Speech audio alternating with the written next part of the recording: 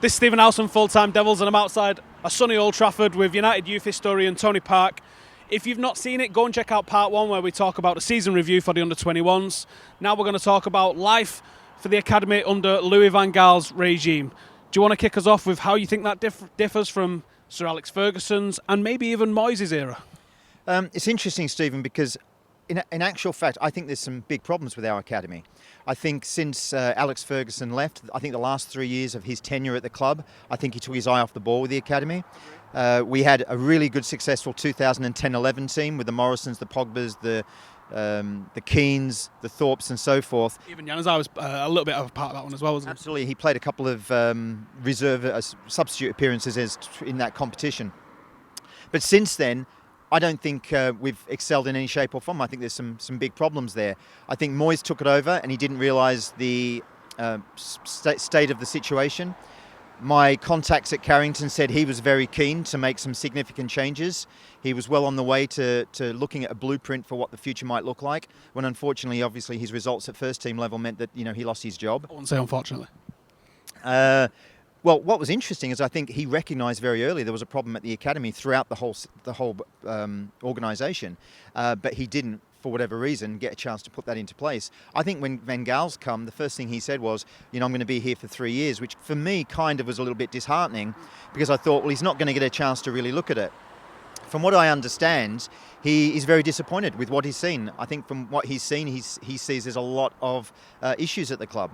What he's planning to do about it, we'll have to wait and see. There's obviously talk of Butt and Scholes and some of the other class of 92. They've been involved in some capacity.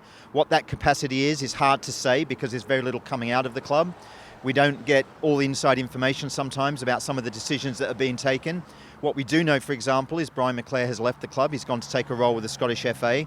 There's been no announcement since then. That was, February, March. No one's even talking about what the replacement's going to be. No one's talking about what a new infrastructure is going to be.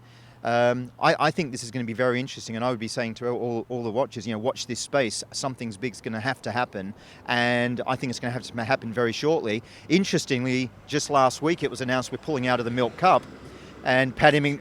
Yeah, and I'm just wondering, and the reason they gave was very unusual. There's no medical staff. And I'm thinking, hang on a minute, they can get local medical staff in Belfast to look after the team for a week, and they've done so in other tournaments before. There's something going on at the club that they're hiding, they're managing, if you like. Not hiding, that's too strong a word, but they're managing internally, getting that organised before they announce what's going to happen. And as I say, watch this space. But that was very interesting.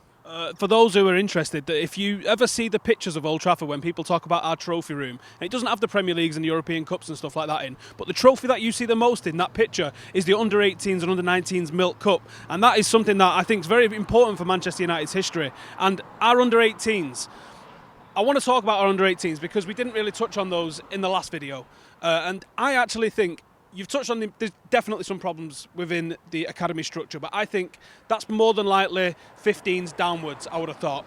Our under-18s missed out on silverware this year, but I think there's a real potential in our under-18s. And there's a few players that I want to touch on. I want your opinion on them. A very young player, Angel Gomez, I think is got a very high future. You've got Callum Gribbin, you've got Marcus Rashford, you've got Tuanzebe, and you've got the best name that we've got at the club, Timothy Fosu-Mensah. Those are 5 players that I think could form the core of a very successful under-18s cup run next season. What's your opinion on that? I kind of agree, Stephen. I think if you go back to 2010-11, we had a great team. That was one of the best youth teams I've ever seen. Very underrated, but a very good side. And it was a good team with good players. I think when you looked at the Youth Cup this year, we had some good individuals. You've mentioned Rashford. I think Rashford's a cracking player, but he's not a striker. He's a number 10. And we lack strikers at youth level. I'm talking 18s, 16s. So he was kind of on his own a little bit. If you look at the back four, I think we've got some absolutely superstars in the back four. We've got Tuanzebe, who I think is a real future leader. He's a really good player.